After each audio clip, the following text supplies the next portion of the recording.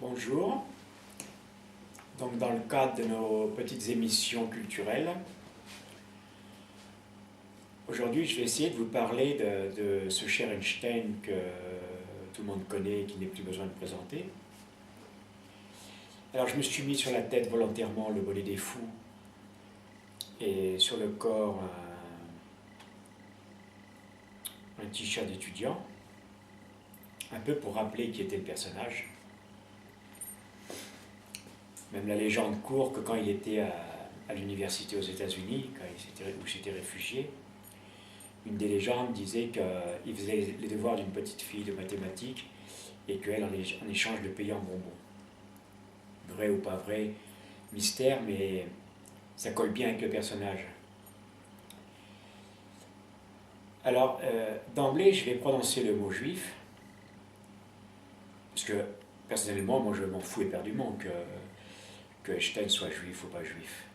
Bien que pour lui, ça ait compté, hein, mais je m'en moque, mais en même temps, je trouve tellement aberrant qu'on ait pu, que les Allemands aient pu décréter qu'il existait une science juive et foutre tous les savants dehors, que encore aujourd'hui, je trouve ça ahurissant de bêtises. Et encore, je suis poli.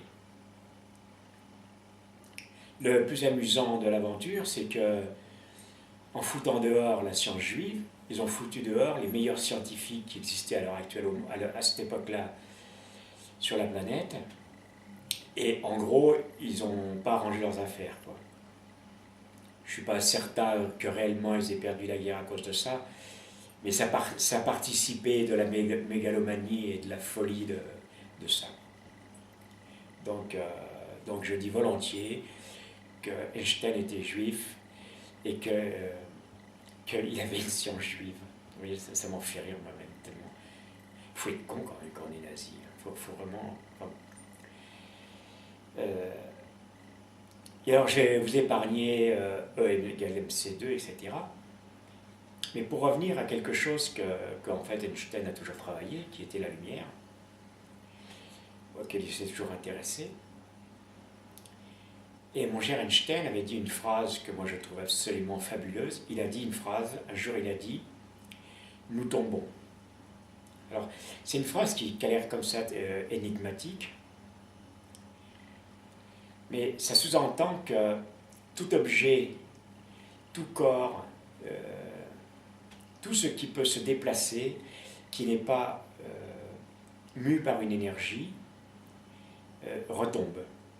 Donc par exemple, vous prenez un corps humain, s'il s'évanouit, l'énergie ne circule plus dans les muscles, hop, il s'effondre. S'il meurt, hop, il s'effondre. Et donc, tout ce qui est... On pourrait résumer ça en disant que chaque corps a un squelette invisible formé d'énergie, et quand cette énergie s'amenuise, le corps se ratatine et tombe.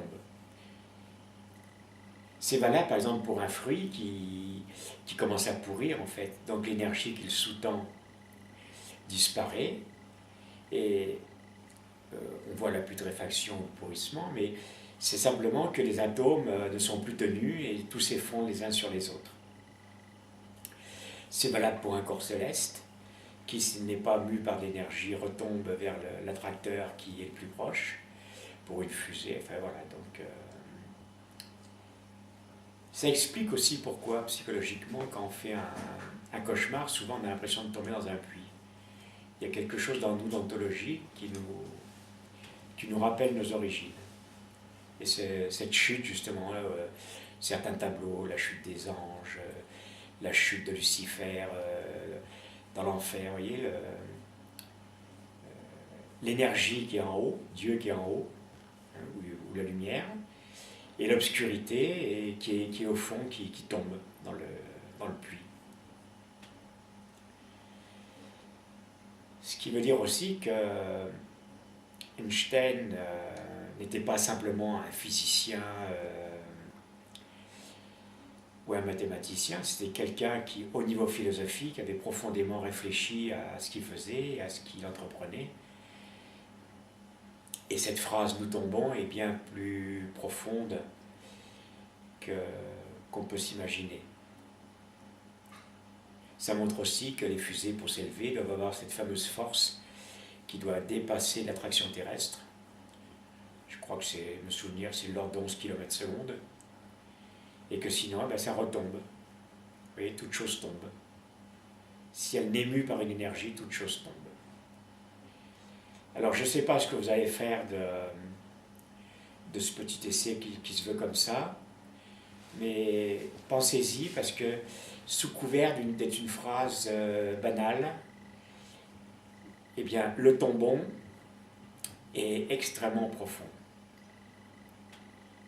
Et donc, je rappelle ce que je disais au début. Donc, je suis coiffé du bonnet des fous, et je vous ai parlé de Einstein, qui bien sûr devait être un idiot congénital, puisqu'il était juif et que c'était une science juive, comme disaient ces sombres idiots de nazis. Et quand je dis sombre idiot, mais c'est... Vous voyez, je reviens à ma discussion de départ. C'est impensable qu'on puisse avoir imaginé ça, qu'il puisse exister une science juive, ou comme il pourrait imaginer exister une science française, ou une science allemande, ou une science américaine. Enfin, il y a de la science expérimentale qui se vérifie et qui ensuite on présente à ses pairs, qui acceptent ou qui refusent en disant oui, ça marche, non, ça marche pas. Mais stupéfiant. Donc, tous les fous du monde vous saluent, mon cher Einstein, et sachez que moi je vous aime.